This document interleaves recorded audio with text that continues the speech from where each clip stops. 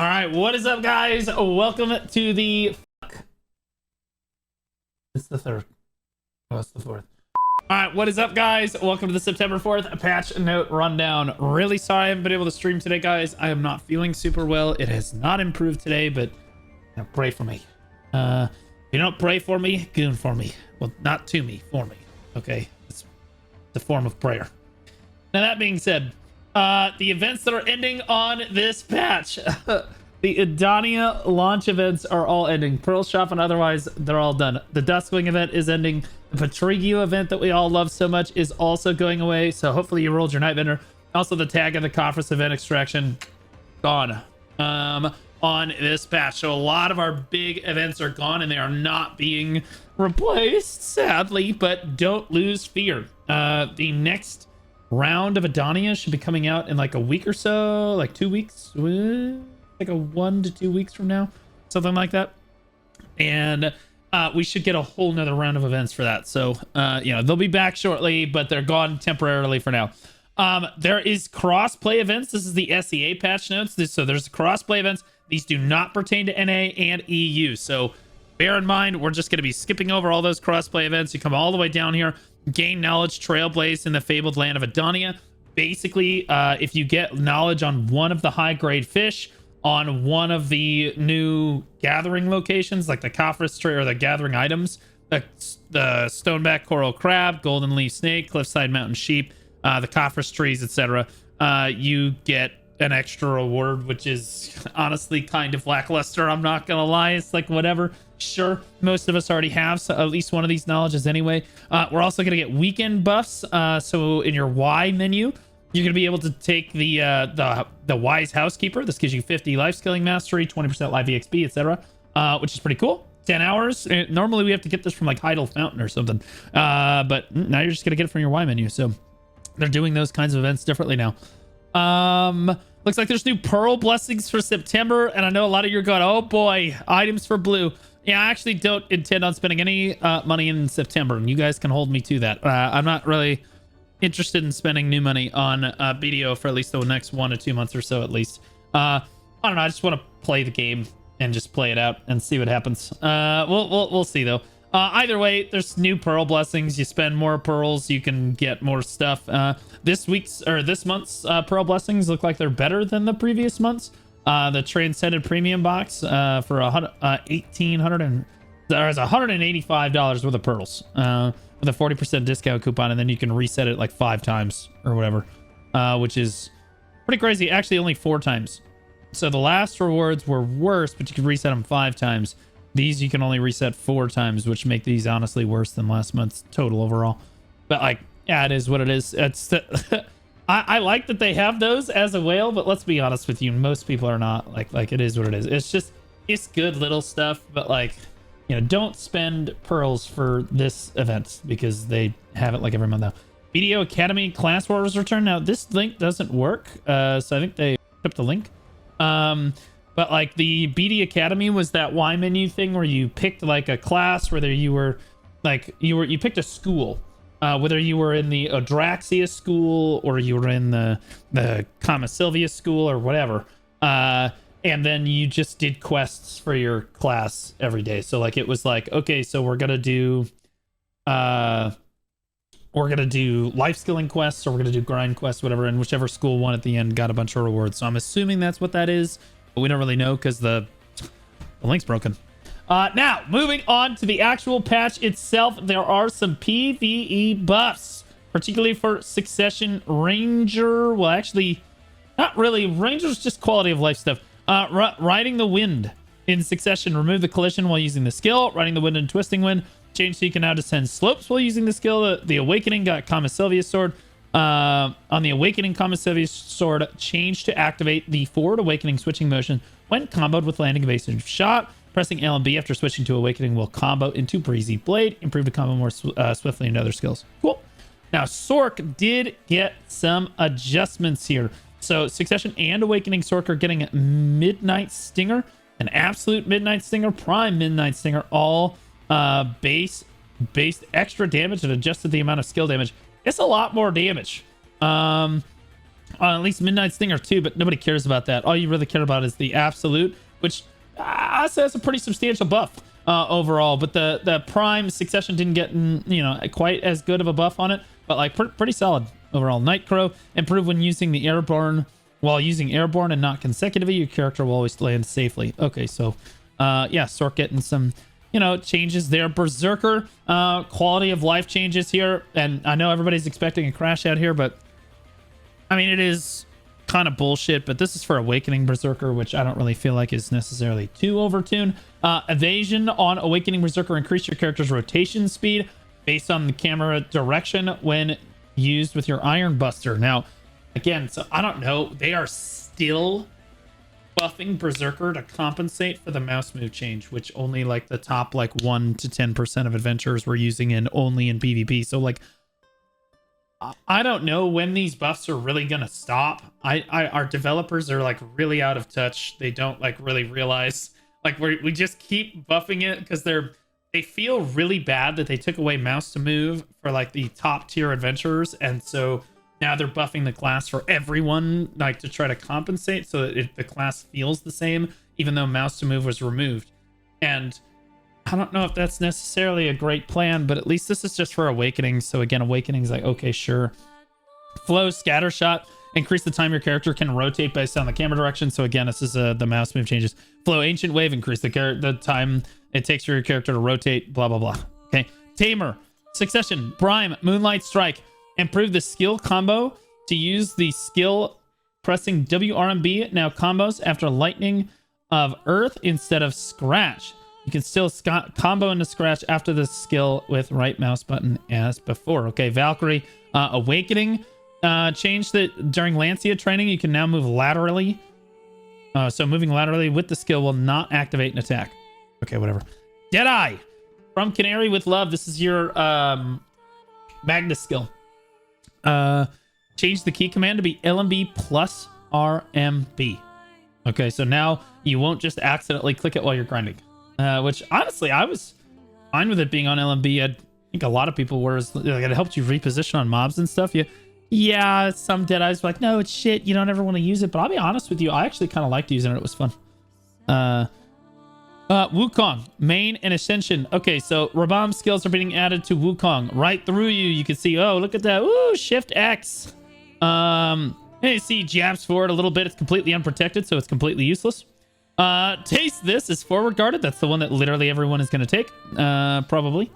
Air attack, down attack. Now behind you. Oh, that's pretty neat. Wait a minute. Did he teleport behind it? Oh, look at that. Oh, it's like a block jump for Wukong. Okay, sweet. This is your Shift Z. Super armor during the skill. Soaring Nimbus. Oh, that's sick, bro. Super armor iframe. Super armor. This is definitely probably the PvE one you're going to use. Honestly, you could use this one in PvE too, get behind the mobs, but yeah, that looks pretty cool. And it's an attack, cast speed, movement speed slow, minus 15%. That's really good. These are actually great skills. Except for that first one. Drain Testina's Gourd. Oh my god, how we drain in the gourd? What's in the gourd? Hold up. Wait a minute. What's in the gourd? Well, it was semen. This is unprotected, nobody cares. Yeah, this is kind of dog. But it is a super long range skill though. It looks like that guy is way over there. I can't tell if it's actually hitting him though. Fighting Buddha incomplete. That's just a massive iframe. That's definitely the one that everyone's going to choose. 100% crit rate. Iframe and his super armor. Like, that's cooked. Unless this is recover 25% of dough energy per attack. Recover HP on hit. Yeah, that's HP recovery. So if you really want that, but like honestly, this is just such a good, the massive AoE. And it's fully protected. All right, Black Spirit Buddhist Finger. That's the 10%. Okay, so a little stronger there. 25% BSR. Cool, yay! All right, 50%. I don't play Wukong, so I'm like, oh yeah, these are skills. Super armor. Okay, sweet. Hold it. Remove stiffness on PvP on hits for PvP only. Increase the skill's movement distance as follows: normal 35.5%, fighting Buddha 15.8%. Movement distance is increased accordingly when used during Flying Nimbus. Scorch. Change to the stun on first hit applies in PvP only. Remove the stun on last hit effects when in the Fighting Buddhist state. Buddhist Finger. Improved to now activate with LMB while airborne and even when holding W. Okay, sweet. Bug fixes. Sure. Hey, you've been watching this video for like 10 or so minutes. It'd really help if you can drop a like on the video. Thanks so much, guys. Let's get back into it. All right, so the DR crystals have been adjusted. So now all of the useless DR crystals that no one ever wore before are now limited to, you can only wear 2 of these. I don't know what the devs are thinking. Again, this is a little bit more out of touch.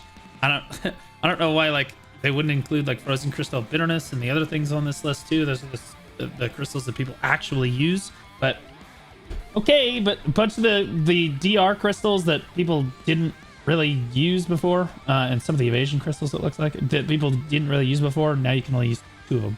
So if you're running like Jin Kobe's, for example, you can only run those 2. You can't run the DR crystals in addition, but not that people really wanted to. Maybe you were running Dark Red Fang armors, but you know, whatever. Anyway, so now these Stalwart Crystal Fortitude, Dogged Patience, and Unyielding Spirit. Before it was all DR plus 3, now it's Monster DR plus 5 only. So now these will only apply in PvE, which is a good change, I think, for the game. It makes people less tanky. Although not very many people running Fortitudes and stuff in PvP. So remove the following 3 crystals to no longer be equipped in the shoes slot in the Arena of Solaire gear. Red Battlefield Crystal Adamantine, Fighting Spirit, and Giant. Sure, whatever. Change the Arena of Solaire slot exclusive Missing Captain's Crystal Sail from all resistance 10% to max HP plus 350. Okay, whatever. Unified the formal weight mentions. Okay, yes, this is for alchemy stones. Weight is now listed a little bit differently. Nothing really changed though. Changed clearance travel bags to no longer store barter goods. Apparently people were using that to exploit. I don't know. Maybe they could just pull the clearance travel bag across characters. Maybe that was like some tech or something. Who knows? Added the following item list of items section in the clearance travel bag description. Okay. Improve the monster zones in the Edania region as follows. Okay, so a lot of bug fixes on this patch for the Edania monster zones, which, let's be honest, are bug ridden. Lots of bugs. Change the dark touch root spirit to now remove and reset all summon monsters after a certain period following the summoning of Maraka. That's the big golem guy at the end. Now for Nymphomere Castle, change the Coral Naga Chief summon lookouts and tricksters to spawn faster. Fix the issue where they were spawning in the wrong location. Coral Naga Tricksters now approach slightly closer to better hit their targets. Sure. Change defeating the Chief Shamans to reduce the morale of the nearby lookouts and tricksters, decreasing their DP. So now you want to kill... Now the tech is to kill the Shaman, and that will help you like one-shot the rest of the pack. Change defeating 1 Coral Dreamfish to now take out all nearby fish as well. Okay, so that's a big buff. I'll be honest with you. Nymphomere Castle, that is actually... These are some substantial changes. Big changes for Nymphomere. And I know a lot of people are stuck on that grind zone. So, Orbita. Holy moly. Change the HP conditions. So basically, guys, the towers are going to be 100% more tanky, but now you only have to get them to 75% instead of 50%. I don't know. I don't know why they would... I don't know. Like, whatever. The Grave of Faith, you should be able to kill a little faster because now instead of having to get it under 30%, now you can get it to 65%.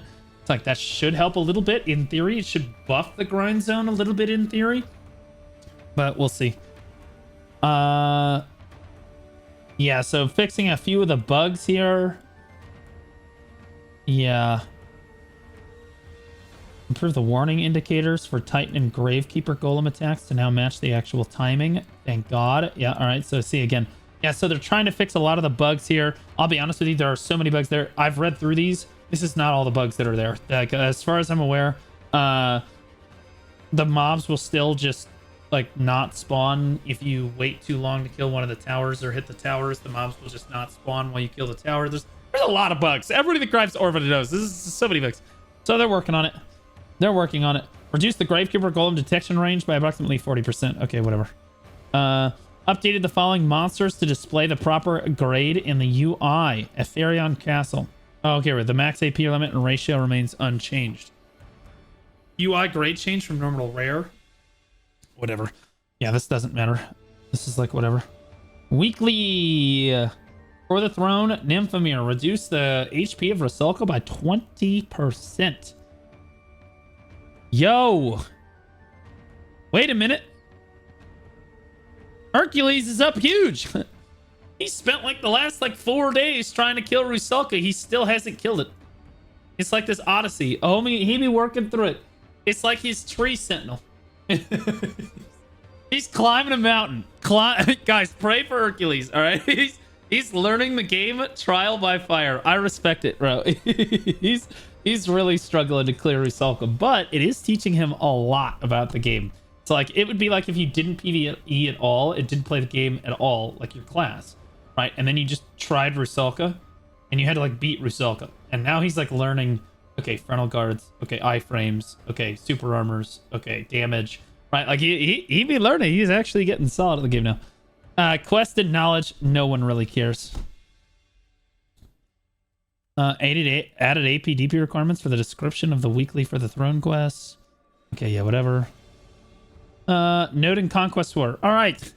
I'm not going to read through every single one of these, but what I will tell you is they're changing which nodes are T3, T4, T5. Okay.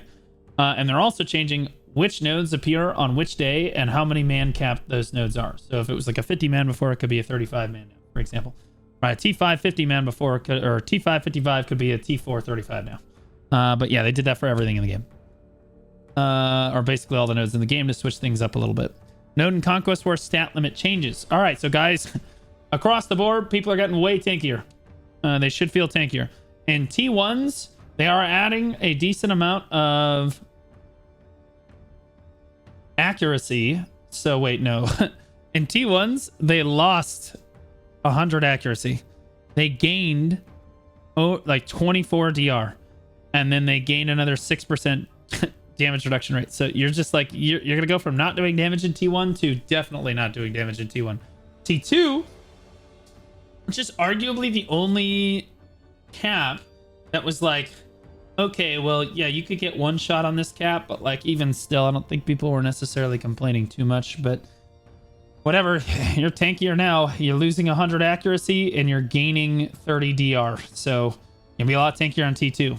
Tier 1 Conquest War. This is Siege. You are losing 100 accuracy and you're gaining 30 DR. Tier 2 Conquest War stat limit change. Accuracy. You're just flat out losing 100 accuracy. So you're going to be tankier across the board in capped PvP. I don't know, brother. Change back attacks to no longer apply to flame towers. Rip 8 years of back attacking flame towers. Change the HP on node wars for each tier and occupation node wars. Yeah, so all the forts are a little tankier, 10%. Actually, no, Balna Serendia, Fort HP is 10% tankier. Medalla Valencia is actually 16% weaker. Kama and Alpheon are now 4.5% tankier now, too. Where the Rosix relics are 8.7% tankier now. Where the Roses changes increase the DP by 8%, whatever. NPC background sound. They fixed some of the cutscenes and expanded some of the stuff. Whatever, sounds good. Made it easier to locate the Edania fragments. NPC for Orbita, I think. Oh. Upgraded the find NPC feature so you can find Edania's fragment if you have its knowledge. There you go. All right. Added a new option in the settings to choose whether to receive notifications for guild members, enhancements, and life skill level ups. Wow. So now you don't even have to see if your guild members hit stuff. I personally like it. I actually kind of liked being able to see guild members enhancing stuff because like those are the people that you care about. You know, it's like somebody hits something, you're out grinding like, oh my god. But like I guess you can turn it off now, which isn't the worst thing. Added the events UI to the hotkey feature, whatever. Change the following term in territory occupation information in the world map M. Yeah, whatever. Fix the text on the entry button to the Edania boss subjugation UI to show weekly completion status. Move the Marnie wave and boss notification adventure to the function tab in the escape menu. Change the icon from the name of the integrated event menu under menu to F3, whatever. Okay. Added Alan Serban's landscape to the gamepad menu. System. Okay, so now when you auto path, guys, there's an option to be like, yeah, I want you to use the Magnus. And your character will path to the Magnus. I don't know if it's going to use the Magnus for you, or if you still have to manually input that. But I'll be honest with you, if this feature, like, literally has your character walk up to the well, like if you're on auto path, your character walks up to the well, chooses the correct place to go, and then jumps into the well, that would be sick.